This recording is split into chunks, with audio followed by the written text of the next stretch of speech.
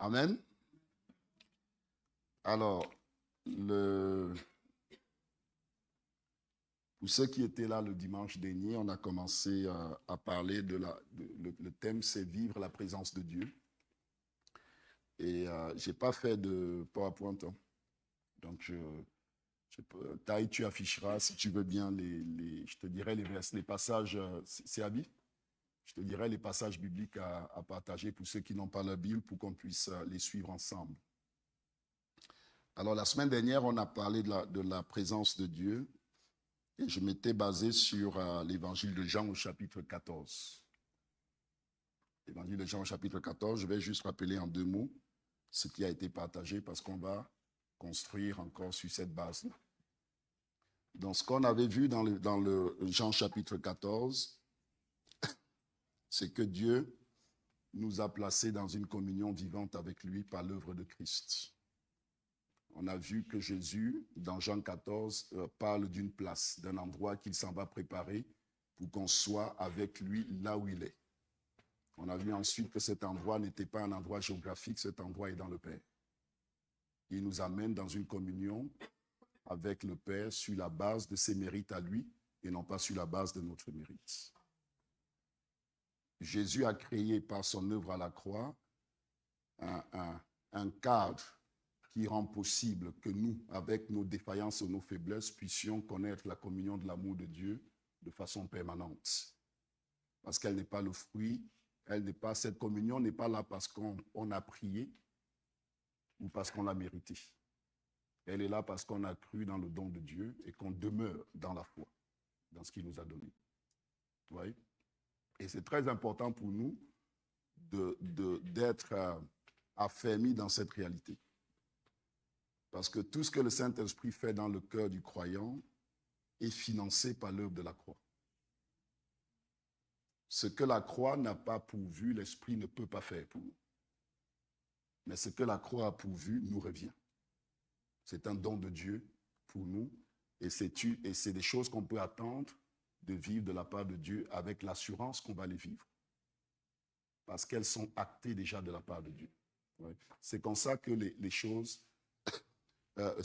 l'esprit, on le verra tout à l'heure, l'esprit vient traduire ce que Dieu dit en expérience dans nos cœurs. Si Dieu déclare et qu'il dit à Chloé, il déclare, Chloé, tu es mon enfant, je t'aime, c'est l'esprit qui va traduire ce que signifie l'amour de Dieu dans son cœur. C'est pas Dieu ne parle pas dans nos cœurs par des mots. Les mots qu'on lit ou qu'on entend sont traduits en expérience par l'esprit. C'est un langage qui n'est pas humain. C'est un langage qui n'est pas forcément verbal. C'est une réalité dans laquelle on entre. Et tout à coup, on connaît l'amour de Dieu. C'est pour ça qu'on a vu de temps en temps des personnes se mettre de fois à pleurer sans comprendre pourquoi. Sans pouvoir expliquer ce qu'elles vivent. Et pourtant, elles vivent quelque chose de profond que les mots ne suffisent pas à décrire. Ouais? C'est ça que fait l'esprit dans nos cœurs. Mais l'esprit ne le fait que sur la base de ce qui a été fait en Christ. Et c'est important de garder toujours ces deux choses en tête parce que si on n'a pas ce lien qui est très fort, on peut vivre des expériences qui ne sont pas de l'Esprit de Dieu. Et penser que c'est le Saint-Esprit qui agit. Ouais. Et rentrer de fois, des gens sont rentrés dans du mysticisme en pensant vivre des expériences spirituelles de Dieu. Parce que ce qu'ils vivent n'est pas en conformité avec ce que Dieu nous a manifesté en Christ. Ouais. C'est comme une maquette. Ouais, avant de construire un ouvrage, il y a un architecte qui va faire un plan et puis on va peut-être faire une maquette du plan. Le travail des ouvriers, c'est de traduire cette maquette en quelque chose de réel, de construit. C'est ça le travail. Ils n'ont pas à créer, Ils n'ont pas à créer quelque chose d'autre. Ils doivent traduire ce qui a été donné par l'architecte dans une réalité matérielle, concrète, qui sort. Ouais. C'est pour ça qu'à chaque fois qu'ils ont fini une œuvre, ils reviennent au plan. Ouais. Et pourtant, ils ont la capacité de... Et ça arrive, hein, de fois, on a des chantiers, et puis l'entrepreneur invente son propre design qui n'est pas conforme au cahier des charges, et puis il construit quelque chose qui n'était pas prévu. Et quand vous venez inspecter le chantier, il dit, mais non, ce n'était pas dans le plan. Ouais. Ce n'était pas dans le plan. Amen. C'est des choses qui arrivent.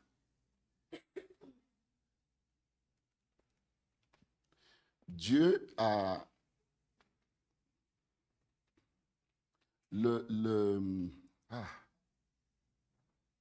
quelque chose veut me détourner de mon... Qu'est-ce que je dois faire? Je suis.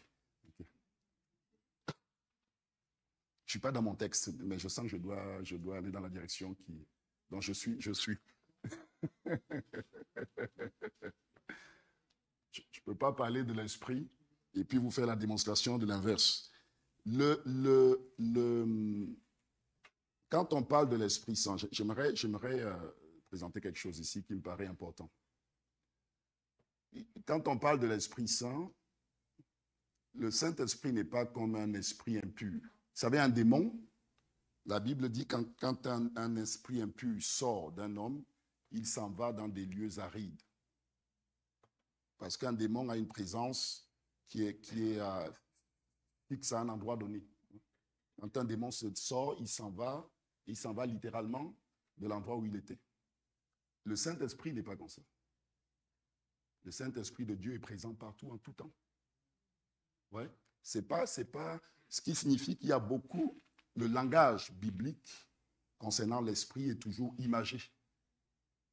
Quand on dit le Saint-Esprit descend sur lui, ça ne veut pas dire qu'il était au ciel et puis tout à coup il descend. Vous comprenez ce que je veux dire? Quand on dit que l'Esprit se retira de lui, ça ne veut pas dire que l'Esprit était physiquement en lui et puis il se retire, comme un esprit impur pourrait se retirer. Si le Seigneur désapprouve quelque chose sur ta vie, l'Esprit te le fera sentir. Ça ne veut pas dire qu'il y a eu un mouvement de sa part, un retrait ou qu'il est avancé. L'Esprit traduit dans nos cœurs la pensée et la parole de Dieu. Vous voyez? Il traduit. Lorsque, si Dieu veut libérer un homme, quelqu'un est aux prises de l'ennemi. Dieu veut libérer cet homme. Ce que Dieu fait, c'est que son esprit, tout à coup, vient sur quelqu'un. Il va oindre un homme ou une femme à travers lequel il va accomplir sa volonté. Ouais. Et c'est parce que Dieu décide de faire quelque chose que l'esprit se met en mouvement. Et on le voit même dans la Genèse. La terre était informe et vide et Dieu dit que la lumière soit. Et la lumière fut. L'esprit qui se mouvait sur la surface des eaux s'est mis en action. Pourquoi je prends le temps d'expliquer tout ça? C'est pour revenir sur ce qu'on a dit le dimanche dernier. Dieu a déclaré et il a accompli à travers l'œuvre du Christ quelque chose qui fait qu'on est déjà en communion avec lui. La conséquence de ça, c'est que l'Esprit, en permanence, va rendre réelle cette communion dans nos cœurs, sans qu'on le lui demande. Parce qu'il interprète l'action de Dieu dans nos cœurs. Sans qu'on ne lui demande. Il va faire vivre cette parole et cette réalité spirituelle en nous constamment. Après, on peut être conscient ou pas de ça. On peut le croire ou ne pas le croire. Mais c'est ça que Jésus voulait que ses disciples comprennent alors qu'il allait être enlevé physiquement. Que même s'il n'était pas là, il serait toujours présent par son esprit en tout temps. Et que même dans l'adversité, même dans la difficulté, la joie et la paix que Dieu donne était à leur disposition et n'était pas contrôlé par les circonstances de leur vie. Parce qu'ils ont trouvé résidence dans le Père. Amen. Alors, aujourd'hui, on va regarder donc quelques passages toujours dans le chapitre 14 de Jean. Ensuite, on regardera quelques passages dans le chapitre 16 de Jean. On va faire un focus sur la manière dont le Saint-Esprit nous fait vivre la présence de Dieu. Jean 14, verset 16. Jean 14, verset 16, c'est Jésus qui parle. N'oubliez pas, ils sont dans la chambre haute, accablés par la tristesse. Ils savent que Jésus va leur être enlevé. Et voilà ce qu'il leur dit.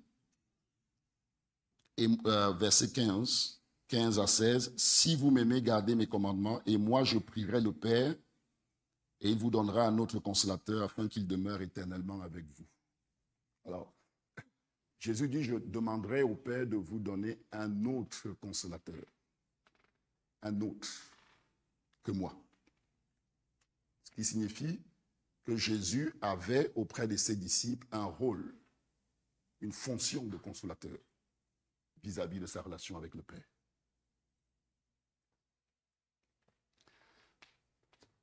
Lorsque Jésus se levait le matin, ses disciples étaient avec lui. Il a expliqué à ses disciples quel allait être le programme de la journée, des choses que le Père lui a montrées. Et lorsque Jésus exerçait le ministère, ils étaient là. Ils posaient même des questions. Comment se fait-il que cet homme a été guéri? Pourquoi celui-là n'a pas été guéri? Il y avait un accès instantané à la pensée de Dieu à travers Jésus.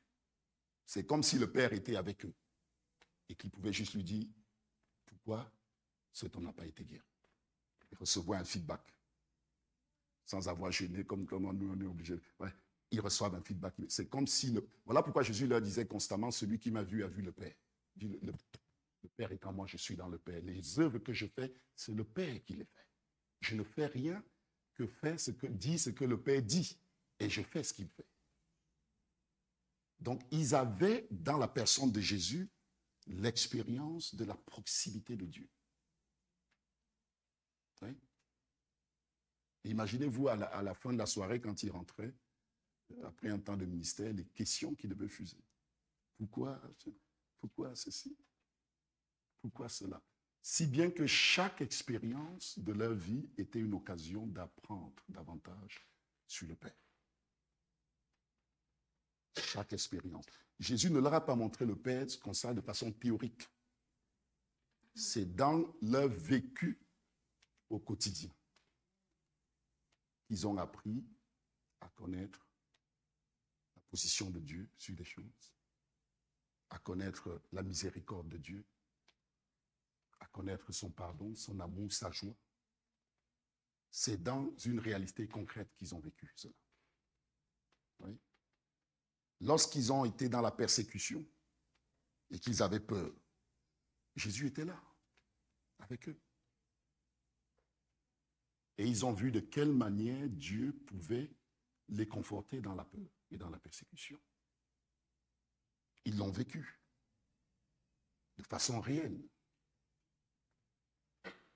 Amen. Vous êtes avec moi? Donc, ils avaient cette expérience et c'est ça qui allait leur manquer après le départ de Jésus. Et Jésus leur dit, le Père vous donnera un autre consolateur. Donc, ça nous montre la fonction du Saint-Esprit. Quel rôle il venait jouer auprès des disciples qui, pour la première fois, avaient vécu la présence de Dieu comme Père au quotidien. C'était nouveau, la manière dont Dieu montrait le Père. Ils n'avaient pas connu ça dans le passé. Les pharisiens n'avaient pas connu ça. Tous les religieux qui étaient à l'époque là n'avaient pas connu. Jésus apportait sur la scène quelque chose de nouveau. À quoi ressemble un homme qui est en communion avec le Père? C'était nouveau pour eux. Donc ils ont appris à connaître le Père de cette façon, à le comprendre. Ouais. Et Jésus leur dit, si je m'en vais jusqu'en ça, et qu'il n'y a pas quelque chose qui est fait, vous serez orphelin.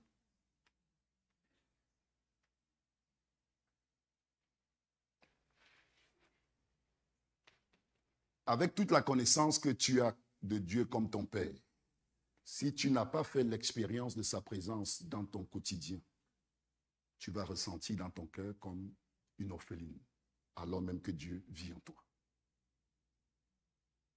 Et c'est le Saint-Esprit qui nous amène la réalité de cette expérience-là. Ouais. Là, on ne parle pas de théorie, là.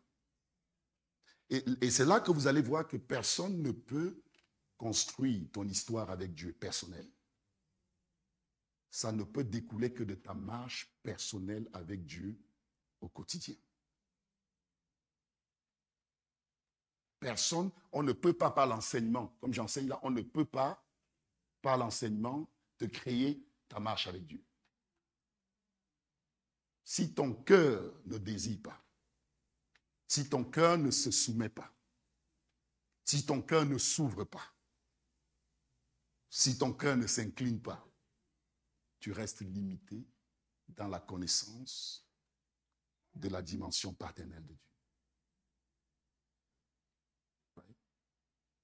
Et l'Esprit est là pour nous amener dans cette expérience personnelle.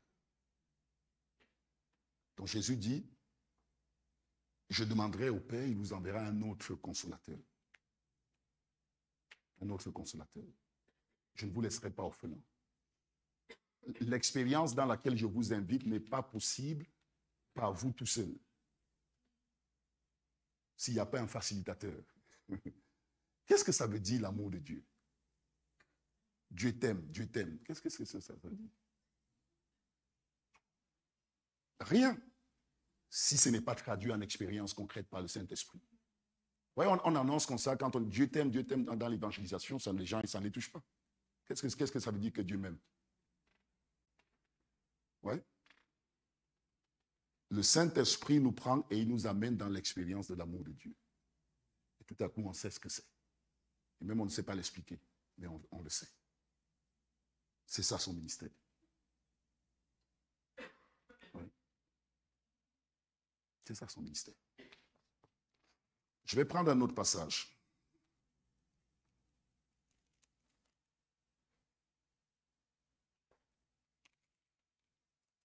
On va passer au chapitre 16, verset 13. Chapitre 16, verset 13. Jean, chapitre 16, verset 13.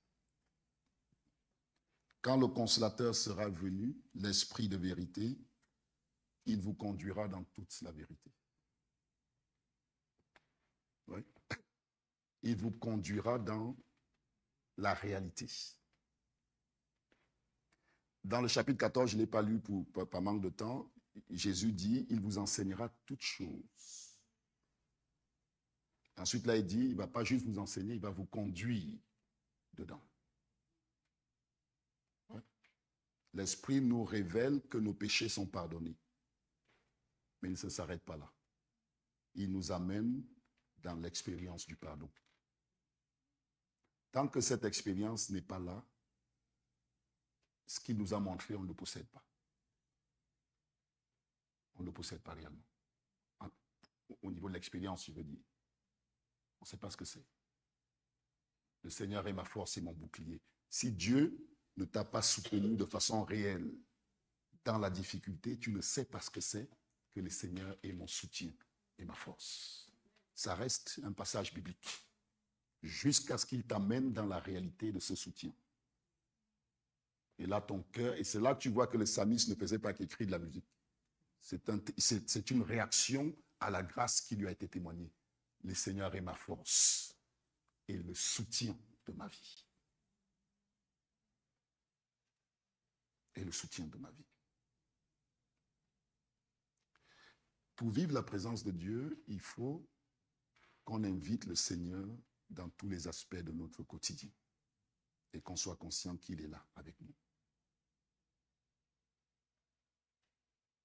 Dieu est présent.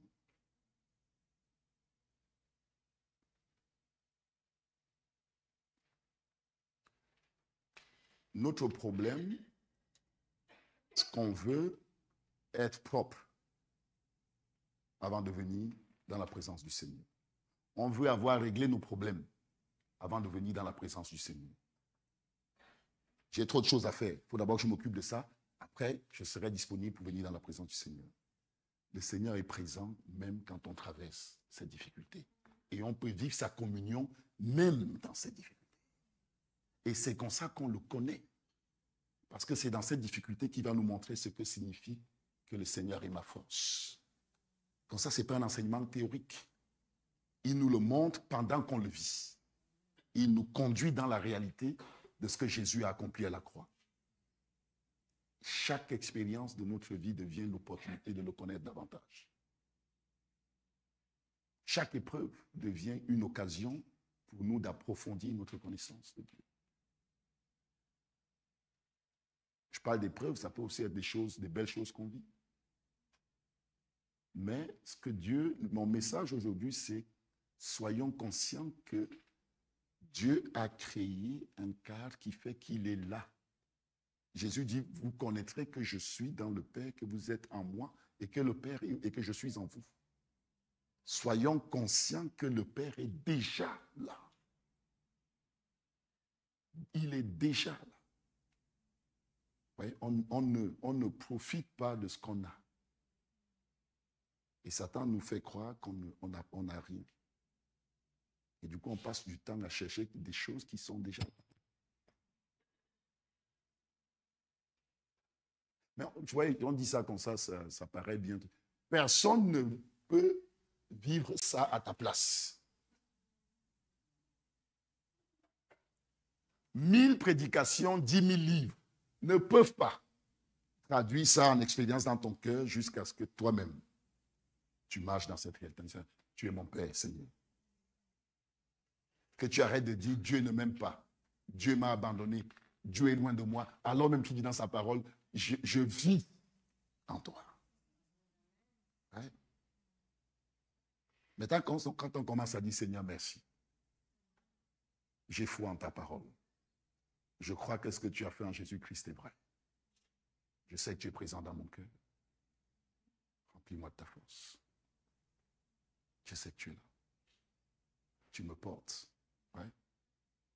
Et je rentre en communion avec le Père. Je rentre en communion avec Dieu. Quel que soit ce que me dit mon... D'ailleurs, c'est aussi l'aspect avocat de l'esprit. Ouais.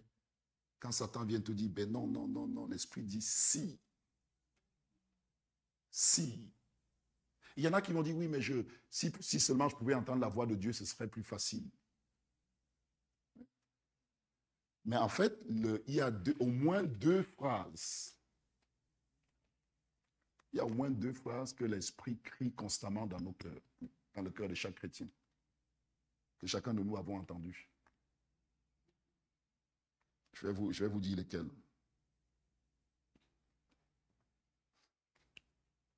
Romains, chapitre 8, verset 16.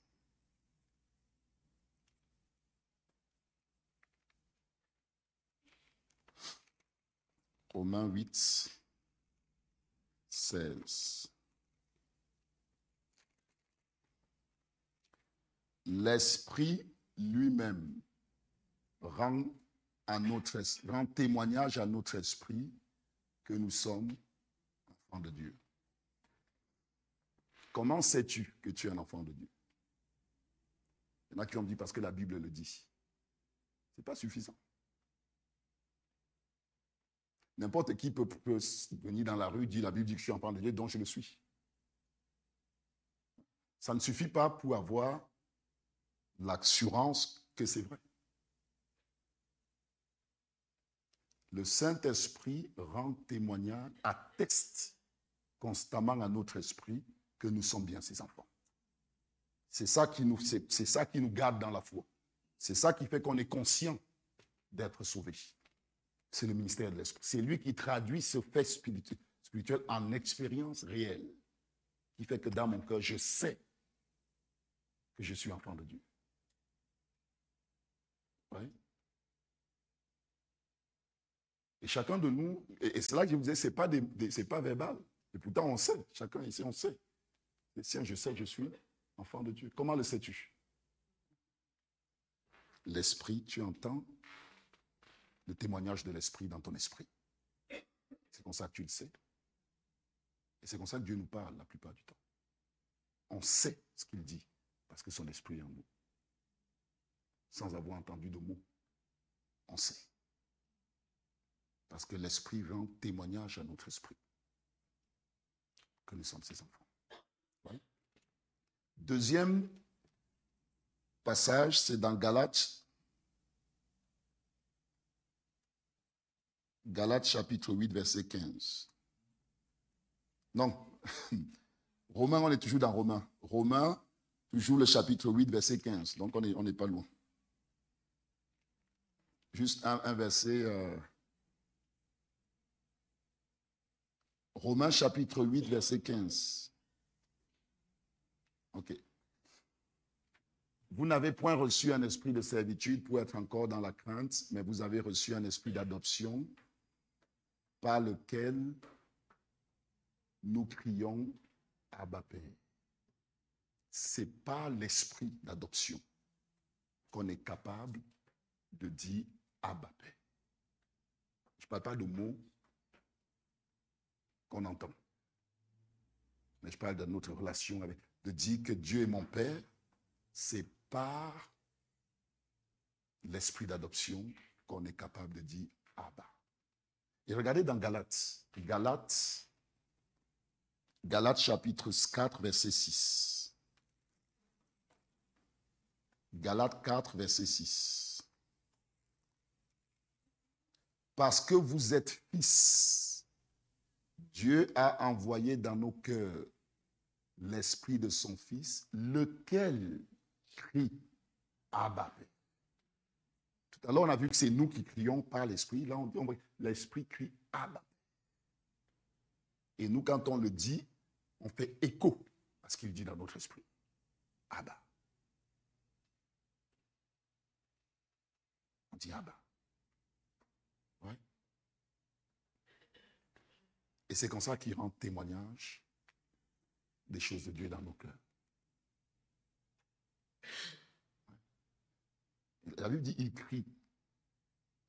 Avez-vous déjà entendu ce cri dans vos cœurs? Si vous voulez apprendre à discerner la voix de Dieu, apprenez à discerner ces deux phrases qu'on vient de voir. Comment savez-vous que l'Esprit rend témoignage que vous êtes enfant de Dieu? C'est comme ça que Dieu vous parle. Ouais.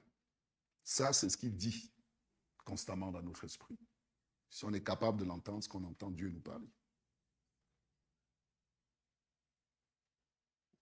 Et il n'y a personne qui connaît Dieu qui n'a pas entendu ça. Parce qu'encore une fois, ce n'est pas avec l'oreille.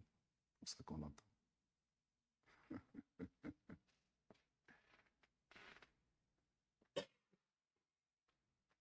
On a tous déjà entendu aussi l'amour de Dieu dans nos cœurs.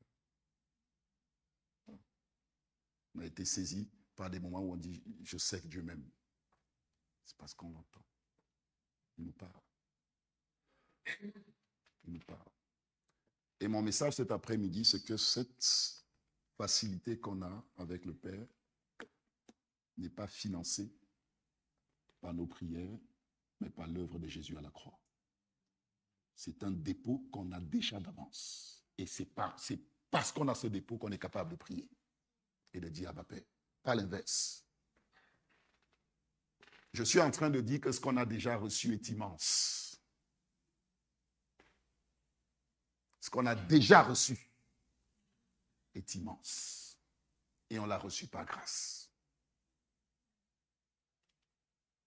On l'a reçu par grâce. Invitons le Seigneur dans notre quotidien. Vivons-le au quotidien. Et on ne sera plus jamais seul. Il a dit, je ne veux pas que vous soyez orphelins. Ce n'est pas sa volonté qu'on soit seul. Voilà pourquoi il a décidé de faire sa résidence dans nos cœurs. Par solitude, beaucoup ont fait des mauvais choix. Par solitude.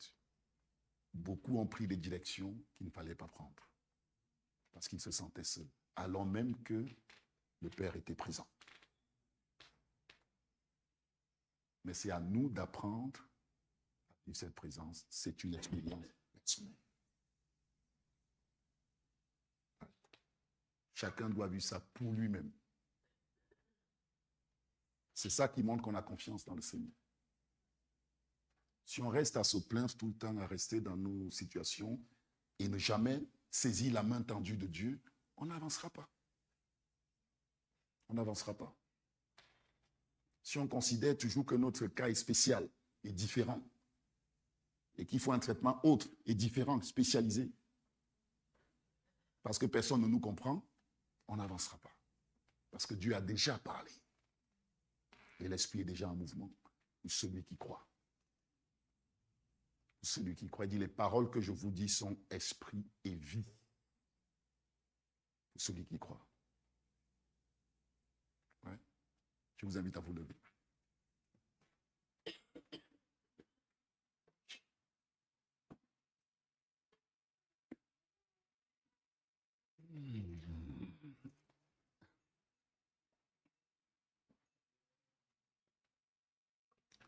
J'aimerais qu'on prenne un moment que chacun puisse parler au Seigneur. Le Père a toujours été présent à nos côtés. Il a toujours été là, même lorsqu'on a traversé les moments les plus difficiles de notre vie.